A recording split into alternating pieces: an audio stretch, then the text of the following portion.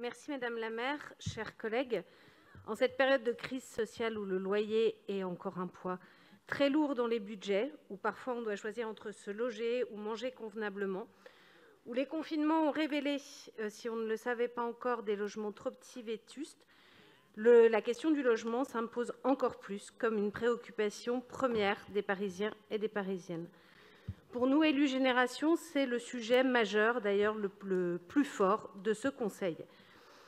Cette communication retrace l'ensemble des politiques menées par notre ville pour agir dans un contexte où les besoins sont de plus en plus criants, en faveur d'un logement digne pour tous et toutes, finalement en faveur d'un droit à la ville, d'un droit à la vie.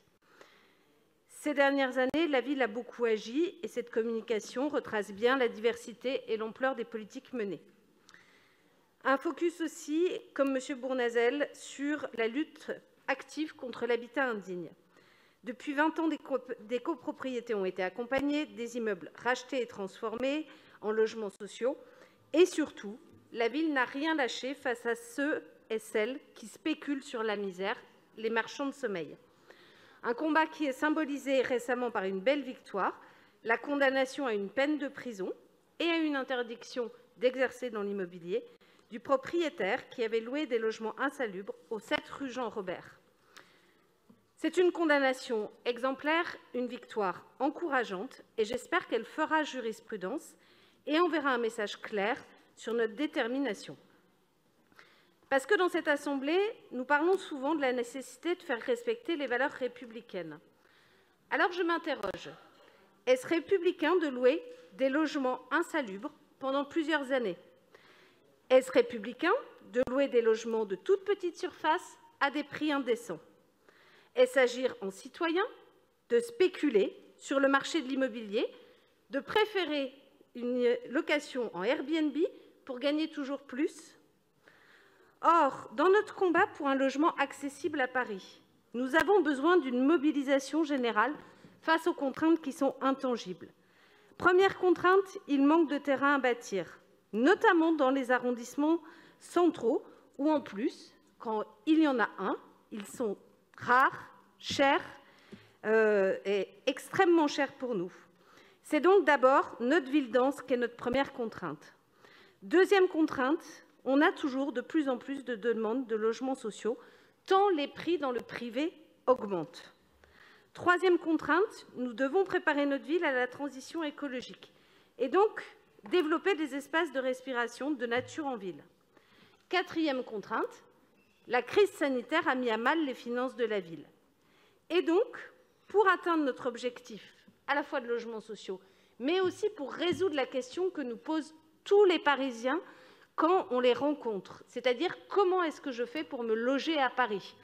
On va avoir besoin de tous et il va y avoir des choix à faire. Une des politiques possibles est effectivement d'amplifier la préemption et qui permet de pallier le manque de surface constructible disponible. La préemption a un coût, d'autant plus si on l'utilise davantage. Une autre possibilité, c'est de transformer les bureaux en logements. Nous ne savons pas si le télétravail va se maintenir et va changer le marché de l'immobilier de bureaux. Là aussi, ça en a conscience, ça a un coût. La lutte contre l'habitat indigne que la ville a menée pendant 20 ans nous a enseigné que ça coûte cher, ça prend du temps, mais ça fonctionne. Donc pour la même réussite pour des politiques de logement pour tous et toutes, ça va coûter cher, ça va prendre du temps, mais ça va payer. Nous ne réussirons pas non plus sans le secteur privé. Et là, nous faisons d'abord un appel solennel aux propriétaires à leur sens citoyen.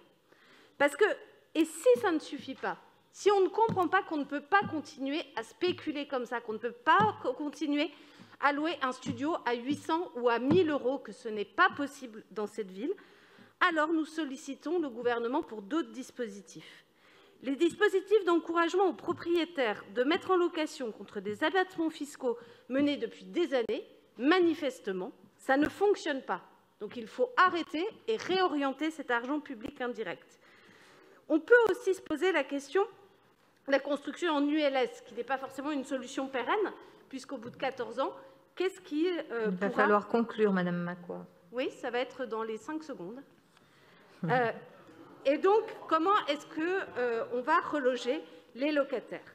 Nous serons donc déterminés à continuer le combat politique pour le logement digne.